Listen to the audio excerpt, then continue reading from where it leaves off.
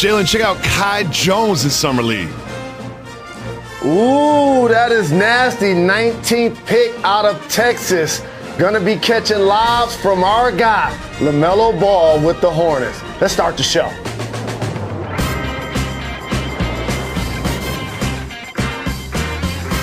He's Jalen Rose. I'm David Jacoby. We are Jalen and Jacoby. What is it that we do? What up, though? We get the people what they want. We have more Summer League action. We have some big NFL news, but we start with the gold medal Team USA men's basketball team led by none other than Kevin Durant. They beat France in the gold medal game behind another Kevin Durant performance. Oh, by the way, he also signed a 4-year, $198 million extension with the Nets. Jalen, did anyone have a better weekend than Kevin Durant? Not at all. Not just the weekend, Jacoby, these past few months. And let's go back to the beginning of the pandemic. This delayed the NBA season. Players went into the bubble, and ultimately the Lakers became the champions. This all became extra rest for one Kevin Durant, who got an opportunity to rehabilitate his torn Achilles and not rush himself back in any way, shape, or form. Take the longest time of any player returning from that injury to actually play in an NBA game. And what has that done? Wonders for his confidence and reestablish him as not only obviously an elite scorer, but one of the top couple of players we have in the league, regardless of how you are grading. And so for the Bucks to win the championship, they went through the Nets in the process. Yes, they were banged up. Harden was injured. Kyrie was out. But Giannis is the offseason's valedictorian. He's number one in the class, okay? The way he balled, he made his free throws, he got a signature block, he got a signature lob. He brought the Bucks their first championship since the early 70s. But the salutatorian of the summer, that's Kevin Durant. How he played in the playoffs, the turnaround jumper over the left shoulder. We know if his feet were a half size smaller, they probably would have eliminated the Bucks even being shorthanded. And then now to play the way he's played in the Olympics, how about he's the only guy in the history of Team USA basketball to average 20 points during one Olympic run. He averaged 20, dog. He's also scored more than anybody else in the history of Team USA. And I just want to say real quick, when they lost to France, I said they would not lose another game and they would win the gold medal. There's a lot of doubters out there, but David Jacoby had their back the entire time. And it was because of what Kevin Durant mentioned, the unmatched skill that they have, and specifically him. He had an amazing summer. I think in the wash of the Bucks championship, we forget just how good Kevin Durant was in the playoffs. But in regards to the Nets contract, I love this for the Brooklyn Nets because they secure him. Because if you remember, like, him, Harden, and Kyrie all could have left after a couple years, but now you secure him for 4. Do you expect the other two, Harden and Kyrie, to also stay with Brooklyn long term? I believe so, and it actually happened in reverse. That's why I brought up KD's injury, because that injury now led Kyrie to be the lead domino, because he was the one that actually signed with the Nets first, and then KD, and then they acquired James Harden. So now that KD has re-upped, you anticipate the other guys will do the same. And as you know, this is going to be great theater for the NBA for years to come. Jalen, I'm going to do the media thing and completely overreact to like a couple good performances. I think this will be the year that Kevin Durant not only wins a gold medal, but also wins an NBA championship for Brooklyn. But we'll determine that in years. There's something else happening in the NBA that we need to shine a light on, and that is your Detroit Pistons are playing in the Summer League, and that means number 1 pick, Cade Cunningham, took the floor. Basketball. He didn't exactly tear it up, but it was good to see him in the Pistons uniform, wasn't it? How about this? Who did tear it up? It's Summer League. Like, if you really look deeper into the box score, there are a lot of things to examine how a young player is being used. Sometimes they're being used in different positions. Sometimes they're being used to showcase their strengths.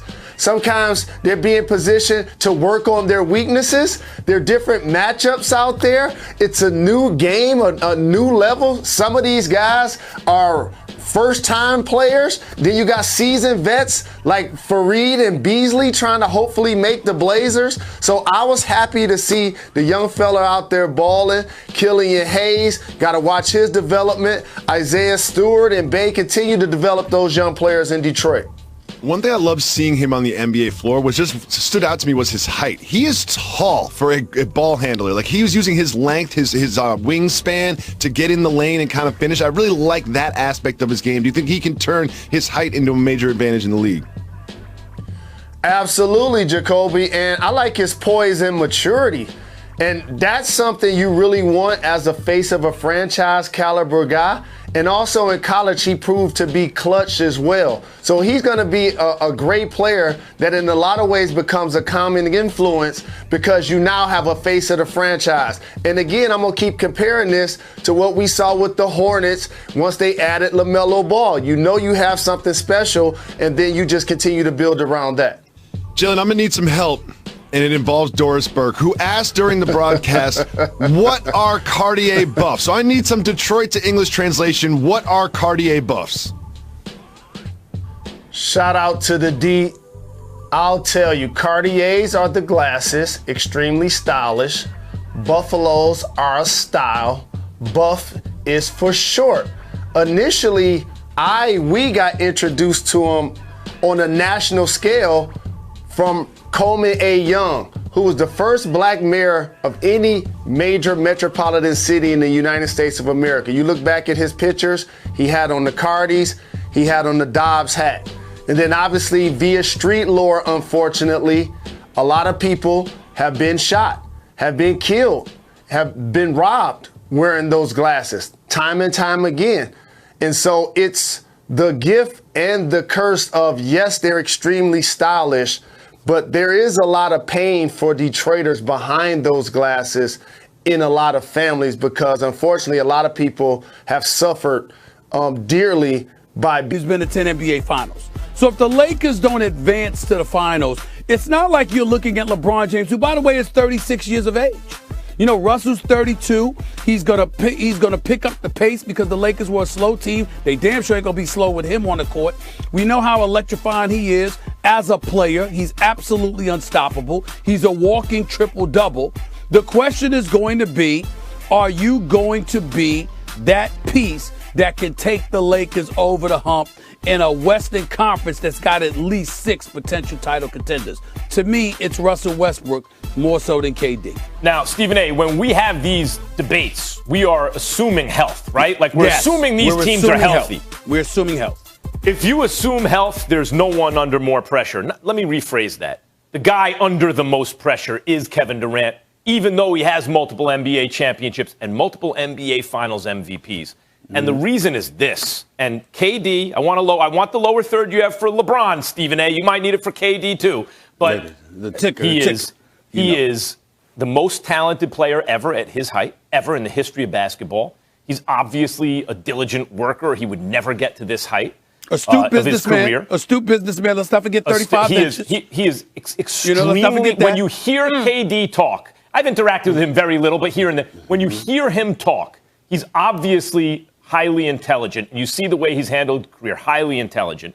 And he is an authentic person. He comes across as a real guy. So all that is true about Kevin Durant. But this is what you sign up for when you put together a team like the one they have in Brooklyn. You have to win. If you're KD, these guys are healthy, you must win. I noticed, Stephen A., you said Lakers have to get to the finals because we all recognize, look what they got in Brooklyn.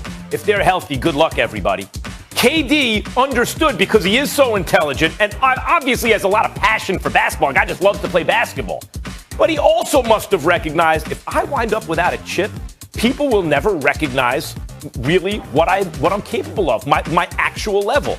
So, and as we're all complaining, you called it the weakest move ever for a superstar, and I was saying it doesn't even count if he wins because they can't lose. Meantime, he goes and wins 2 chips. Our whole perception of him changed. It went from he's this incredibly talented player to where exactly are we putting him among the very greatest players of all time? Is he there with LeBron challenging MJ, or is he just with Bird and Magic and everybody? Like that, he was right about the way we would perceive him. He was right. He joined an unstoppable team. We took some credit away, and even still, in terms of the way he's perceived, he was right. But Stephen A., when you do that, here's what you sign up for. You must win. If KD on this Brooklyn team, who's now been together for a year, even though not always on the court or not often on the court together, going into next season with this crew, comes up short, and coming up short means not winning a championship, that's a failure for KD. That's almost like a scandalous failure, and he won't live it down. There's more pressure on him than anyone. Well, first of all, Max, you're wrong, completely wrong. And guess why you're more wrong than anybody else? Guess who can prove that you're more wrong than anybody else can prove? Even more so than me. You know who that person is, Max?